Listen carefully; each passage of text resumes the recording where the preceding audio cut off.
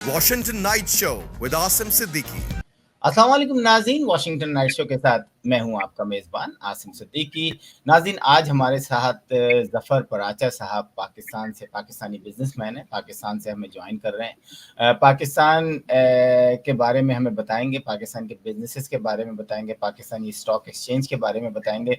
पिछले दिनों डॉलर्स जिस तरीके से हमें बताया जा रहा था, अमेरिका में बैठे पाकिस्तानियों को सुनने में आ रहा था कि जी डॉलर पाकिस्तान से बाहर जा रहे हैं, तो उसका क्या तरीक़ेकार होता है। फिर पता चला कि जनाब जो स्टॉक एक्सचेंज हैं, जो उसमें किस तरीके से लोग जो है डॉलर चोरी कर रहे होते हैं या डॉलर ख़रीद के ले जाके स्मगल कर रहे होते हैं। ज़फ़र पराचा साहब, आपका बहुत बहुत शुक्रिया हमारे प्रोग्राम में आने के लिए।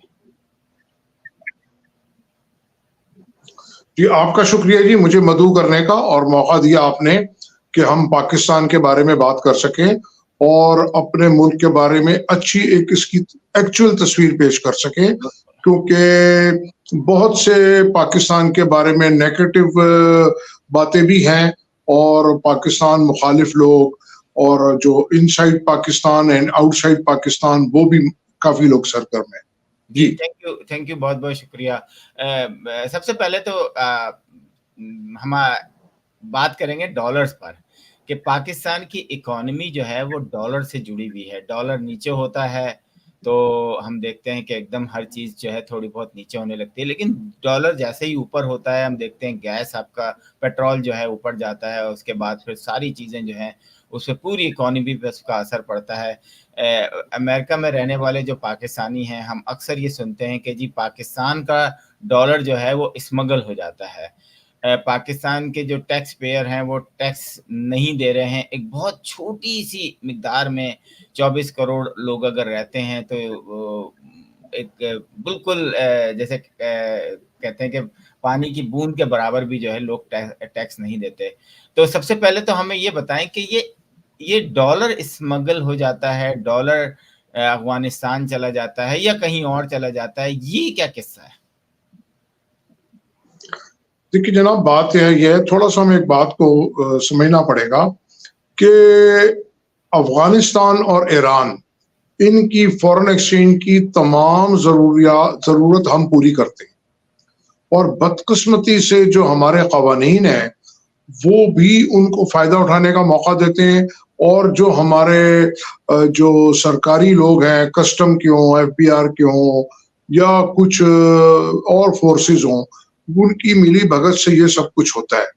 अगर हम कवानीन की बात करें तो पाकिस्तान मेरी नज़र में ओवर रेगुलेटेड है कि बहुत ज्यादा कवानीन बन चुके हैं और इम्प्लीमेंटेशन उनकी कोई नहीं है।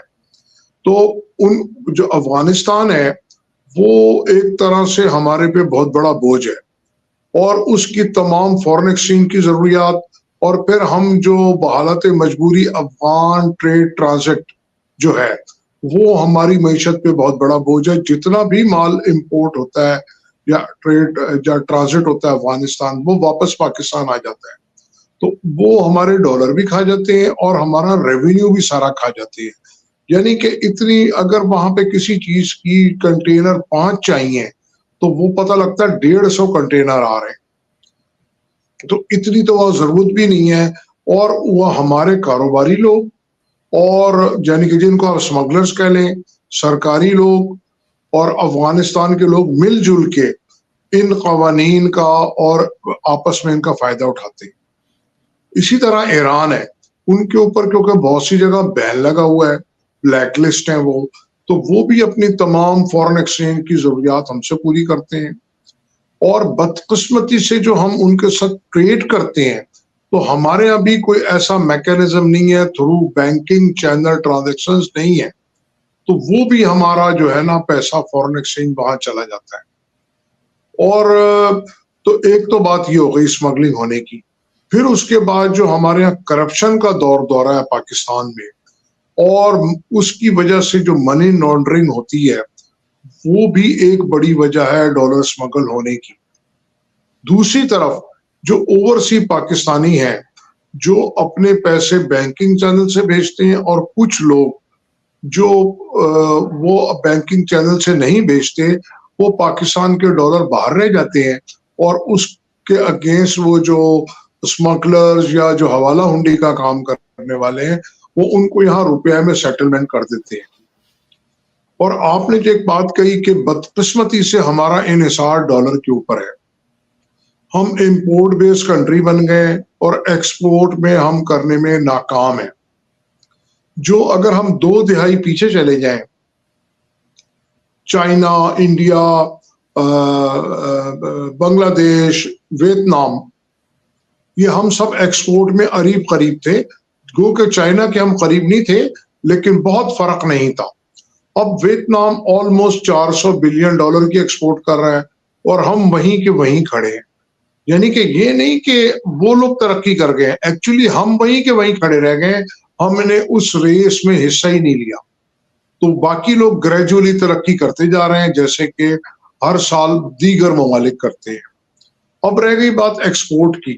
ایکسپورٹ کے اندر ہم ایکسپورٹر کو تقریباً 30 سے 35% ہم ریبیٹ اور انسینٹیو دیتے ہیں.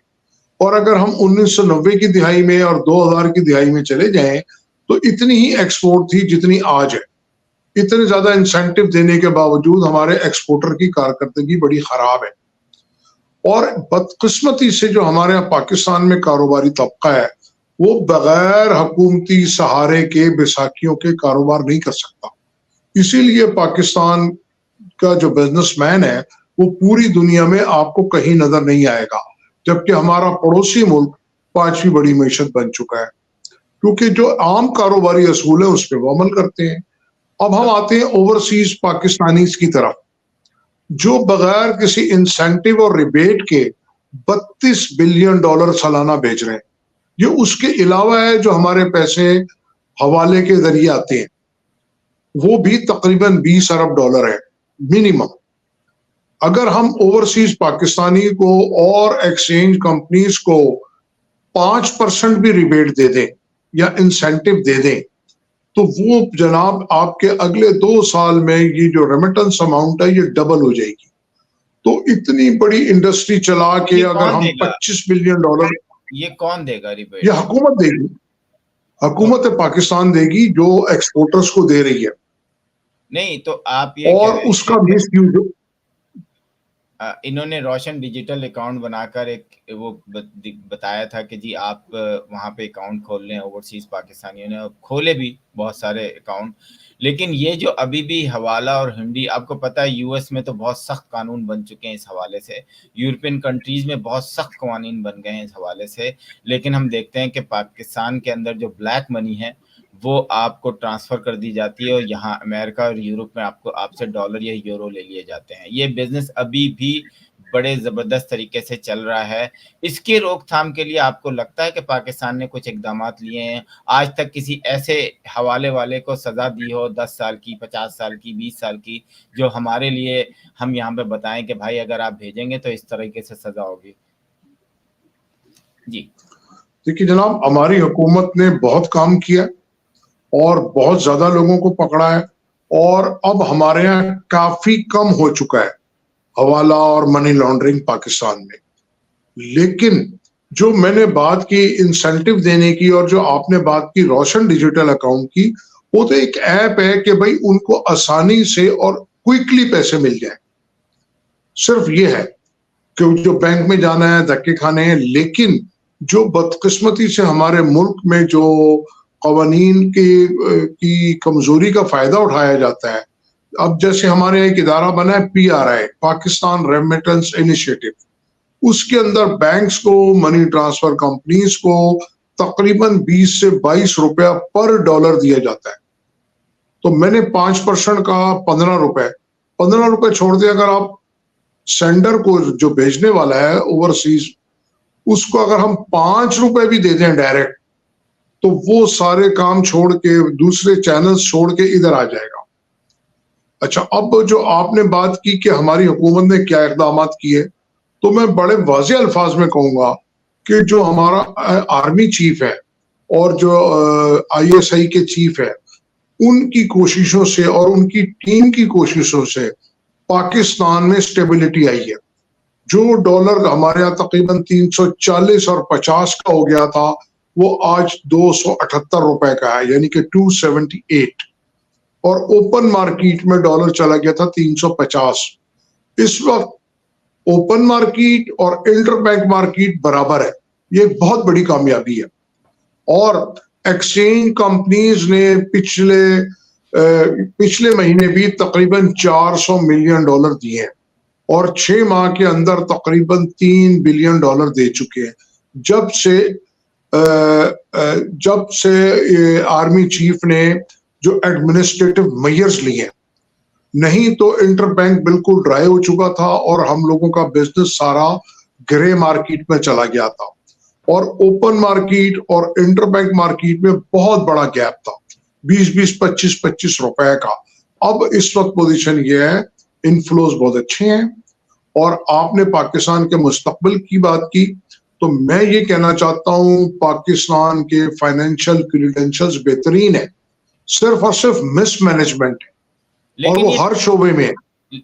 لیکن ظفر صاحب، سیاسی استحکام جو ہے وہ کسی بھی کنٹری کے اوپر جانے کا ضمانت ہوتی ہے.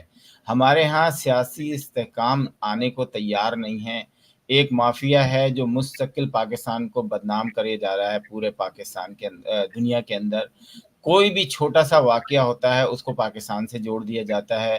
کوئی بھی کہیں پر بھی دنیا کے ممالک میں کہیں لڑائیاں ہوتی ہیں تو اس کو بھی بتاتے ہیں کہ جی یہ پاکستان جو ہے اپنے لوگوں کو نہیں نکال رہا.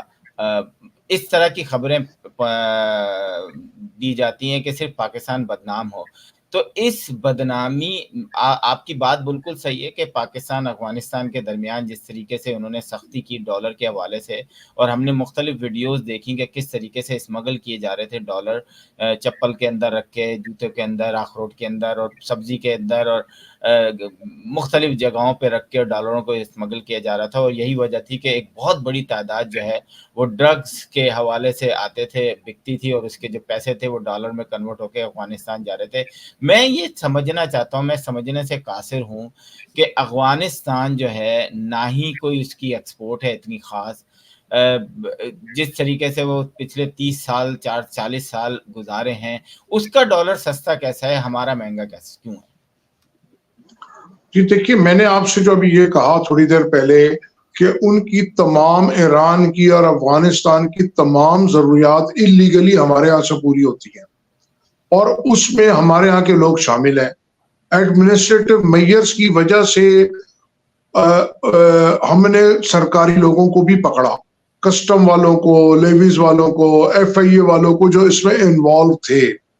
اور ڈالر سستا ہونے کی وجہ یہی ہے کہ اگر اپنی وہ ضرورت کی چیزیں لیتے ہیں تو اس کی ڈالر ہم پے کرتے ہیں، اور اگر وہ ہم کو کوئی چیز بیچتے ہیں تو وہ بھی ہم سے ڈالر لیتے ہیں، اور وہ سارے پیسے بذریعہ ہنڈی حوالہ پاکستان آتے ہیں، یعنی کہ ہمارے ڈالر چلے جاتے ہیں.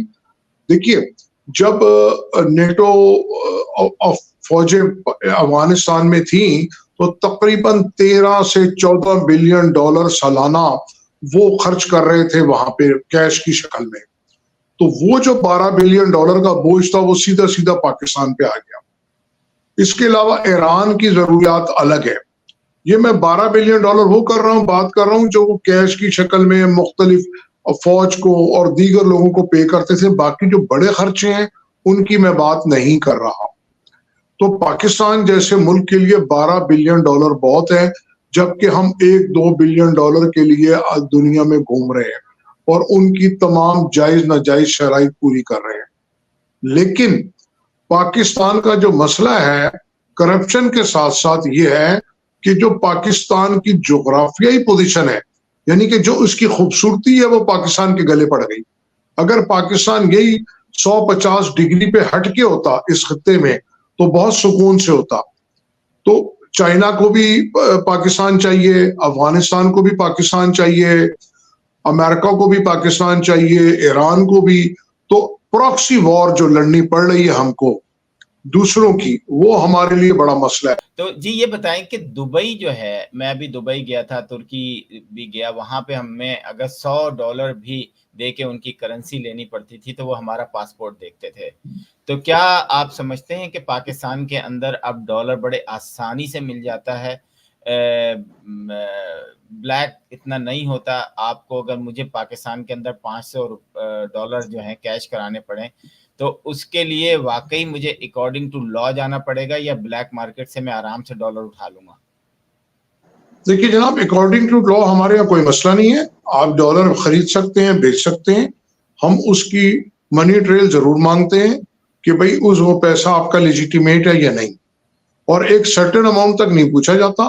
$5,000 $10,000 آپ آئے، آپ نے کیش کرائے اور اپنے روپی لے لیے.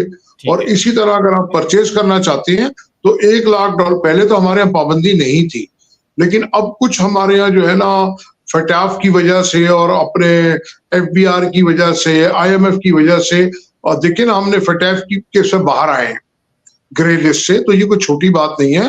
پاکستان دنیا کے بہترین کمپلائنٹ ملکوں میں سے ہے. اگر آپ ترقی یافتہ ممالک میں بھی دیکھیں تو اتنی زیادہ وہاں پہ کمپلائنس نہیں ہے جتنی پاکستان میں ہے، کیونکہ پاکستان ایک ایسے ہائی رسک ایریے کے اندر ہے جہاں پہ طالبان بھی ہیں آپ کے، اور آپ کے ٹیررسٹ بھی ہے، بہت ساری باتیں ہمارے یہاں. تو اس کی وجہ سے ہمارے یہاں ڈیو ڈیلیجنس بہت زیادہ ہے، اور دنیا کی نظر بھی ہمارے پہ بہت زیادہ ہے. اور اس کے علاوہ پاکستان نے بھی از خود ان چیزوں کو، کنٹرولز کو بہت اچھا کیا ہوا ہے. تو پاکستان میں پیسہ لانا لے جانا کوئی ایسی بات نہیں ہے.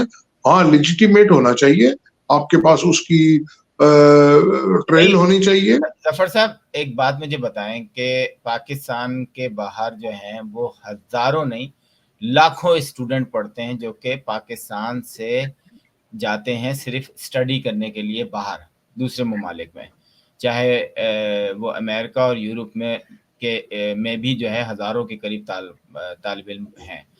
تو آخر وہ جو ڈالر ہیں، جو $70,000 یا $1,00,000 یا $80,000 ایک سیمسٹر کی فیس ہے آپ کی، ایک سال کی فیس ہے آپ کی، وہ پاکستان کا جو بزنس مین ہے یا پاکستان کا وہ جو رچ گائے ہے جو پاکستان کے اسٹاک ایکسچینج سے یا پاکستان کی گورنمنٹ سے وہ پیسے سال کے نکالتا ہے اور دنیا کے دوسرے ممالک میں بھیجتا ہے، یہ کیا ثابت ہے کہ وہ پاکستان کے اندر ٹیکس بھی دیتا ہے یا نان فائلر ہے؟ تو اگر ایسا ہے، اگر آپ نان فائلر کو اتنی بڑی چھوٹ دے دیں کہ اس کا بچہ تو امریکہ اور یورپ میں پڑھ رہا ہے، وہ 10 دفعہ دبئی بھی جا رہا ہے لیکن وہ ہے نان فائلر، تو یہ زیادتی نہیں ہے ان لوگوں کے ساتھ جو ٹیکس دیتے ہیں؟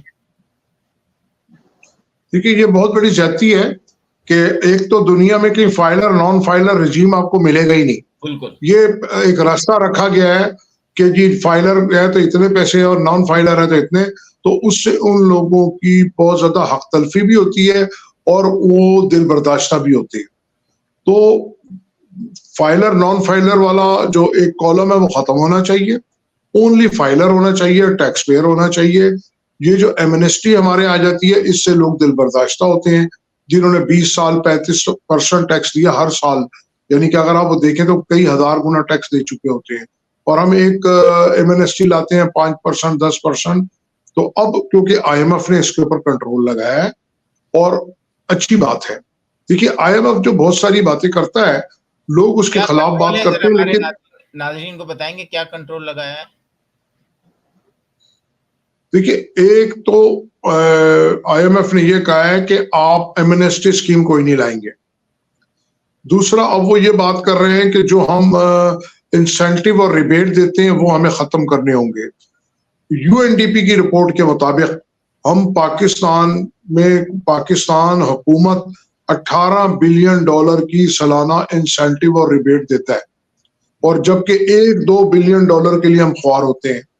یہ جو انسینٹیوز ہیں آپ کے پارلیمنٹیرینز، آپ کے بیوروکریٹس، آپ کے ایکسپورٹرز یا بزنس مین کو دیا جاتا ہے مختلف شکلوں میں، تو یہ سب ہم کو بند کرنا پڑے گا. اگر ہم $18 بلین کا ریبیٹ یا انسینٹیو بند کر دیں تو آپ سوچیں کہ ہم کو قرض لینے کے لیے نہیں لینا پڑے گا، بلکہ ہم قرض اتارنے کی شکل میں آ جائیں گے ہر سال.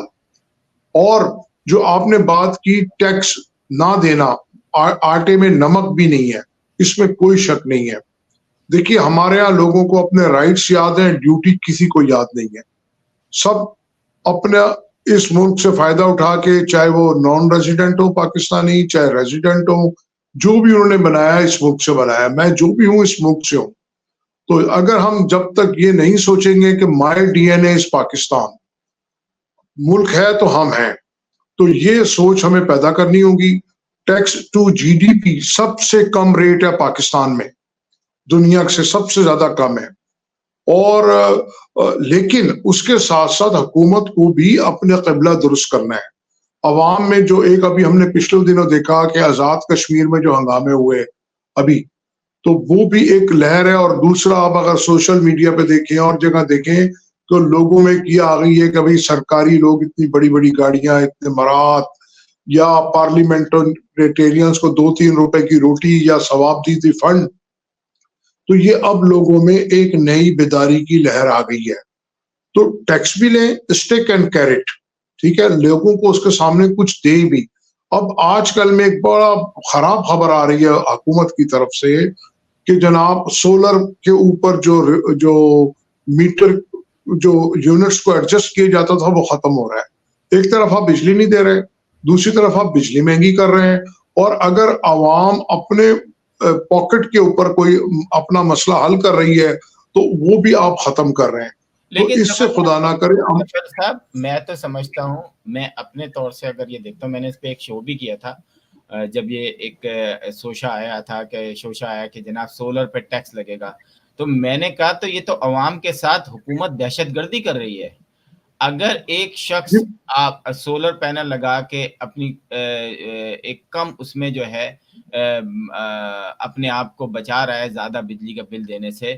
دنیا میں کینیڈا میں میرا خیال ہے کہ سب سے زیادہ پانی ہے، آئل ہے، سب کچھ ہے، لیکن یہاں پر بھی سولر پینل کو جو ہے آپ نے وہ یہ کر رہے ہیں کہ لوگوں کو کہا ہے کہ انسینٹیو دے رہے ہیں، بلکہ ان کو پیسے دے رہے ہیں. امریکہ کے اندر $20,000 کا ریبیٹ ہے. آپ اگر لگائیں گے تو گورنمنٹ آپ کو پیسے دے گی کہ بھائی آپ لگائیں. یہ کون سا ملک ہے؟ اور میں آپ کو ایک بات بتاؤں، یہ کھل کے جس دن، میں آپ کو گارنٹی سے لکھ کے دے دیتا ہوں کہ جس دن یہ اعلان ہوا کہ سولر پینل پر پاکستانی حکومت ٹیکس لگائے گی، آپ کا سول وار شروع ہوگی. یہ حکومت کے لوگوں کو جگہ جگہ روڈوں پر ماریں گے.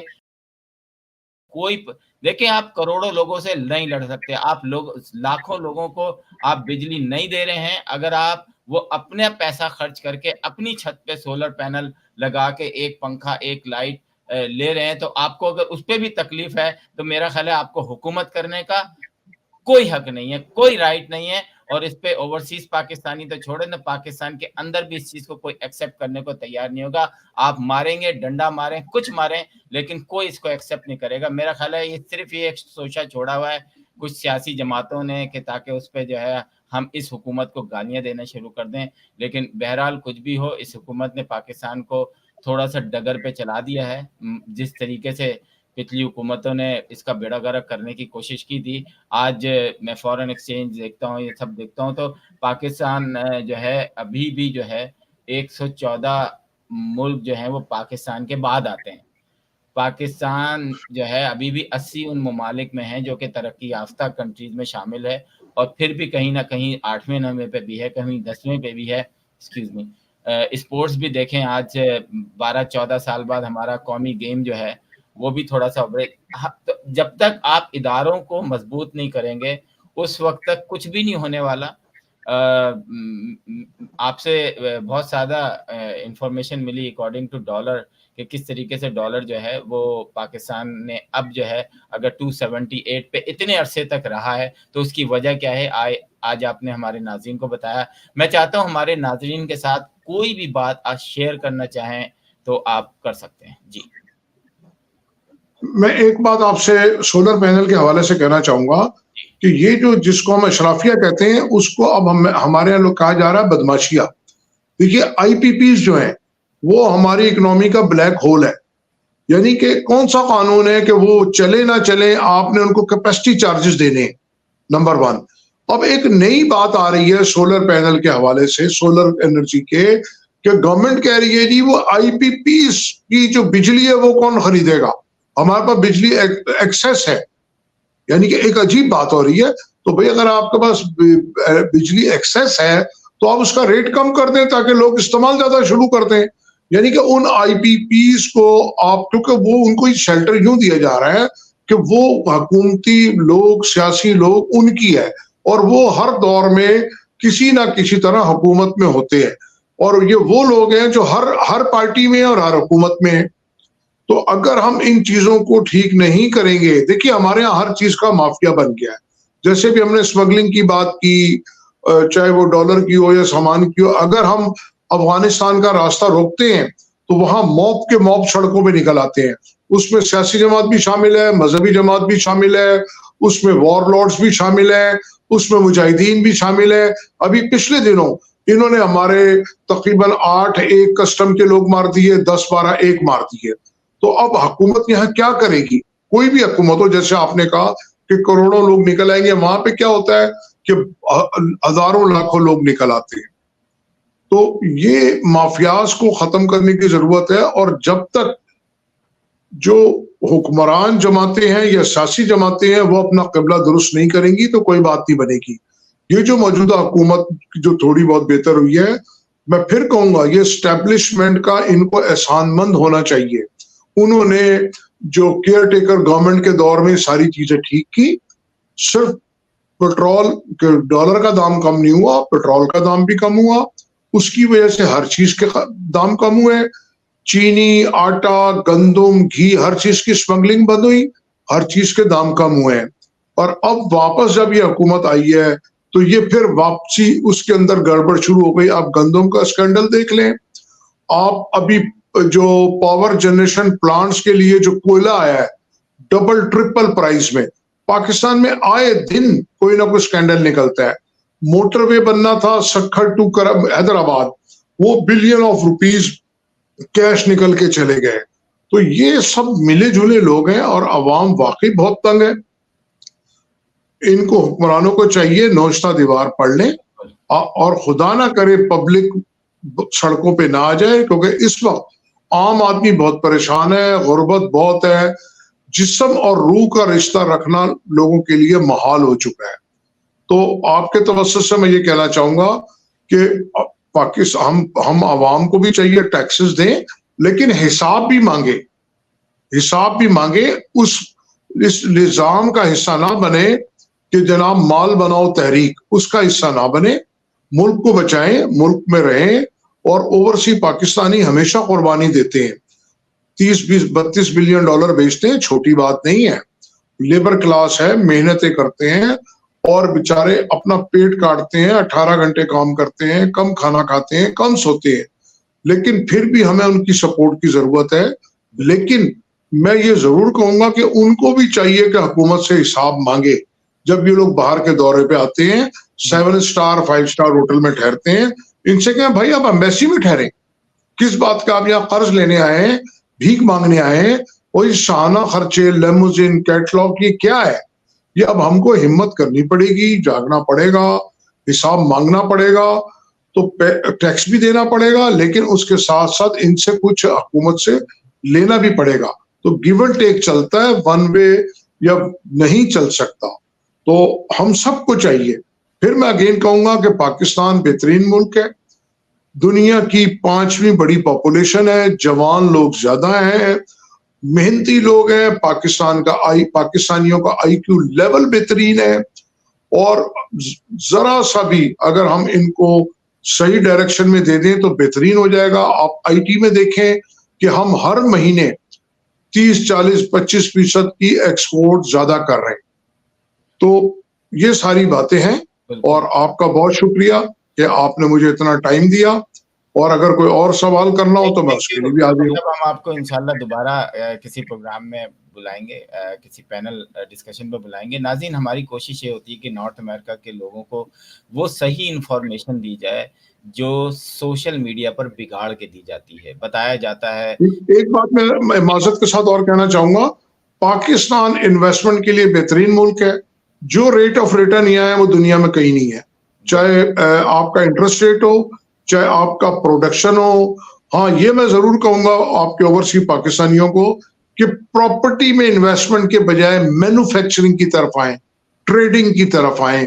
یہ جب مٹی میں پیسہ لگانا ہے نا, یہ آپ لوگ آئے دن ہمیں شکایت آتی ہے کہ بھئی ہماری پلاٹ پہ قبضہ ہو گیا یا ہم کو اس نے جعلی پلاٹ دے دیے. تو مہربانی کریں پراپرٹی بروکر نہ بنے, آپ آئیں انویسٹمنٹ کریں, انڈسٹری لگائیں یا ٹریڈنگ کریں, امپورٹ ایکسپورٹ کریں, تو بہت زیادہ پوٹینشیل ہے پاکستان. بالکل آپ نے صحیح کہا کہ ہماری ہوس جو ہے نا وہ امریکن جو بڑے رچ لوگ ہیں وہ پاکستان میں جا کے بڑی پراپرٹیز خرید لیتے ہیں, اس کے بعد کہتے ہیں کہ جناب وہ تو پیپرز میں تھیں, ہمیں تو جب ہم ٹرانسفر لینے گئے تو ہمیں پتہ چلا یہ تو ایگزسٹ ہی نہیں کرتی ہیں.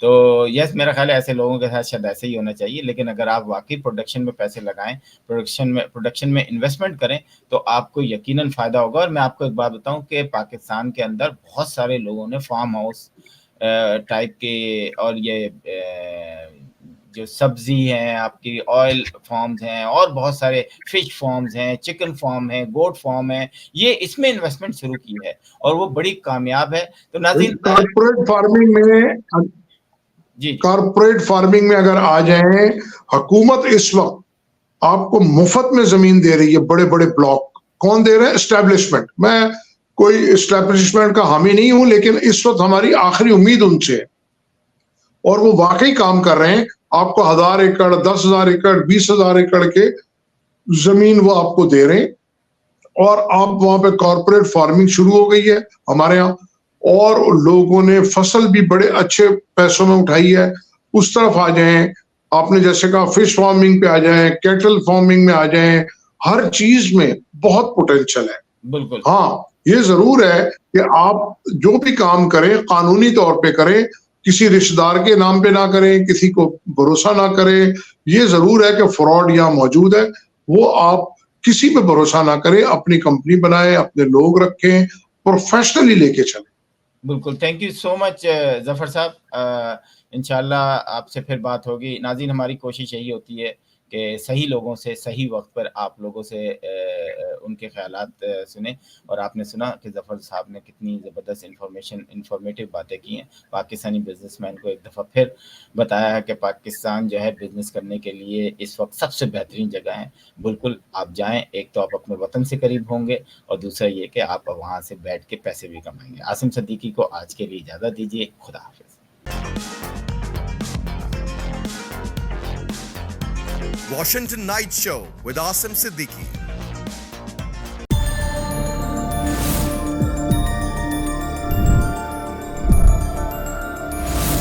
You are watching Capital TV Washington. The best South Asian TV channel in North America.